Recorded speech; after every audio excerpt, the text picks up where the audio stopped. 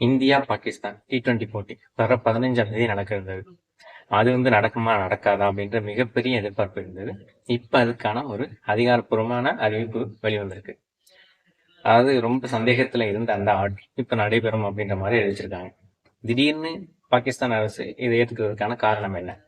ஏன்னா சில நாட்கள் முன்னாடி வரைக்கும் அவங்க ரொம்ப விடாப்பிடியா இருந்தாங்க. நாங்க கலந்துக்க முடியாது, வங்கதேசத்துக்கு ஆதரவா அவங்களோட நிலைப்பாட்டை எடுத்து நாங்க கலந்துக்க முடியாது அப்படின்ற மாதிரி சொல்லியிருந்தாங்க. அதுக்கப்புறம் 3 நிபந்தனைகளை விதிச்சிருந்தாங்க. அந்த 3 நிபந்தனைகளை ஏத்துக்கிட்டா நாங்க விளையாடுவோம் அப்படின்ற மாதிரி சொல்லியிருந்தாங்க. ஆனா இப்ப எந்த நிபந்தனைகளையுமே ஏத்துக்காம அவங்க அக்செப்ட் பண்ணியிருக்காங்க. என்ன காரணம்? எல்லாத்துக்குமே வருவாய் தான் காரணம். ஏன்னா இது ஒரு நாட்டோட சம்பந்தப்பட்ட விஷயம் கிடையாது. இது இலங்கையோட சம்பந்தப்பட்ட விஷயம். அவங்களோட வருவாய் பாதிக்கப்படும். அதுக்கப்புறம் பாகிஸ்தானுக்கும் வருவாய் பாதிக்கப்படும், இந்தியாவுக்கும் வருவாய் பாதிக்கப்படும், மொத்த ஐசிசிக்கும் வருவாய் பாதிக்கப்படும். ஏன்னா இந்தியா பாகிஸ்தான் மேட்ச்ன்றது அவ்வளவு வருமானம் தரக்கூடிய ஒரு ஆட்டம்.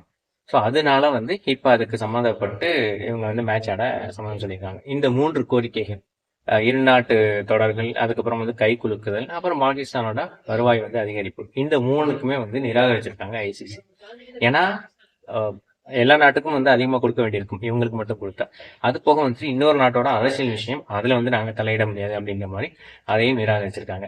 ஏன் இவங்க அக்செப்ட் பண்ணிக்கிட்டாங்க அப்படின்னா, யுஏஇ, அதே மாதிரி இலங்கை, அப்புறம் வங்கதேசம், இந்த எல்லா நாட்டோட கிரிக்கெட் வாரியமும் போயிட்டு பாகிஸ்தான் கிரிக்கெட் வாரியம் மற்றும் பாகிஸ்தான் அரசு இவங்க கிட்ட பேச்சுவார்த்தை நடத்தி இதை சுமூகமா ஒரு முடிவு கொண்டு வந்திருக்காங்க அப்படின்ற மாதிரி சொல்லலாம்.